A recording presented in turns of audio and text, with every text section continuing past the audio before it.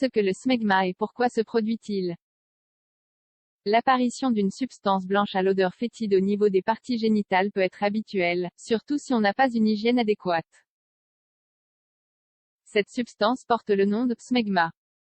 Découvrez-en plus sur elle dans cet article.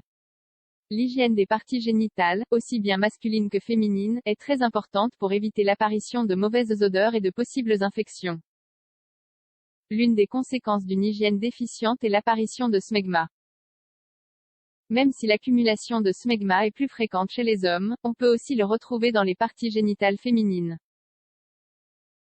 Cette substance apparaît dans des conditions normales mais quand elle est produite dans des quantités excessives, elle est capable de générer une odeur fétide, ce qui peut être très gênant. Qu'est-ce que le smegma? Le smegma est une sécrétion naturelle du corps humain dont la principale fonction est de lubrifier le pénis et le vagin pour faciliter le coït.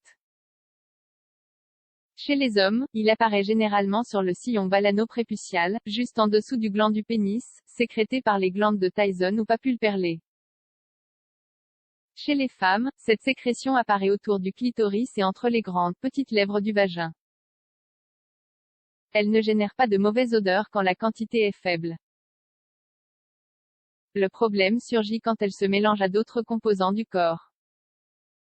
Quand cela se produit, le smegma acquiert un ton blanchâtre avec une consistance qui ressemble à celle du fromage, avec une odeur fétide. Parmi les substances avec lesquelles cette sécrétion peut se combiner pour acquérir ces caractéristiques, nous retrouvons cellules mortes de la peau, sécrétion de la prostate, cellules blanches du sang, hormones sexuelles. Il est très habituel de retrouver la présence de cette sécrétion chez des hommes qui sont atteints de phimosis ou qui ne sont pas circoncis. Cela est dû au fait que, dans les deux situations, le gland est recouvert par le prépuce. L'hygiène peut donc être assez compliquée. Le smegma peut-il entraîner des complications? La principale répercussion du smegma dans la vie de la personne qui en souffre est psychologique. Étant donné qu'une odeur fétide émane de ses parties génitales, il est possible que la personne se retienne d'avoir des relations sexuelles. Cela peut en effet lui faire ressentir de la honte. Certaines analyses microscopiques ont démontré la présence de bactéries dans cette substance. Son accumulation excessive déboucherait sur des infections. Par ailleurs, chez les hommes, elle peut déclencher une pathologie du nom de balanopostite. Il s'agit de l'inflammation du gland et du prépuce. En outre, le smegma est capable de durcir au fil du temps, ce qui fait que le prépuce ou les lèvres vaginales peuvent rester collées. Quand cela se produit, la douleur est importante et une intervention médicale est nécessaire.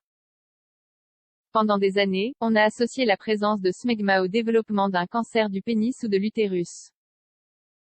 Néanmoins, plusieurs études ont démontré qu'il n'existait aucun lien entre ces deux choses.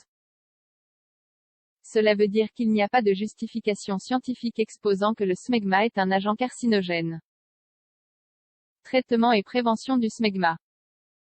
Dans la majorité des cas, l'accumulation de smegma ne requiert pas de traitement ou de mécanisme de prévention spécifique. Étant donné qu'il s'agit d'un problème associé au manque d'hygiène, il suffit de se laver à l'eau tiède et avec du savon de façon périodique pour éliminer les excès.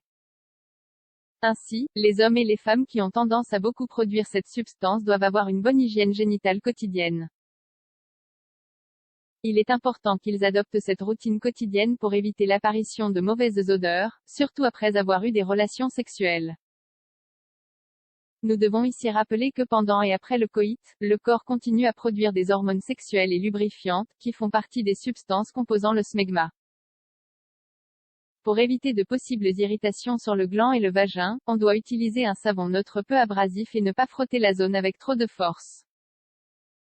Par ailleurs, quand le smegma est le fruit d'un phimosis ou d'une autre anomalie, il peut être nécessaire d'appliquer des antibiotiques topiques et d'autres crèmes en tant que partie du traitement.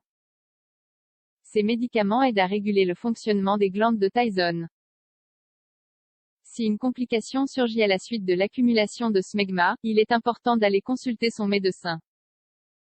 Seul le professionnel sera capable de remédier à cette situation et d'indiquer le traitement à suivre. L'hygiène génitale est fondamentale. Prévenir les mauvaises odeurs génitales et les différentes pathologies qui peuvent les provoquer est généralement simple. Cela est, en effet, presque toujours lié à l'hygiène. On doit bien se dire qu'il s'agit d'une zone humide, ce qui peut favoriser la prolifération de micro-organismes qui génèrent de mauvaises odeurs.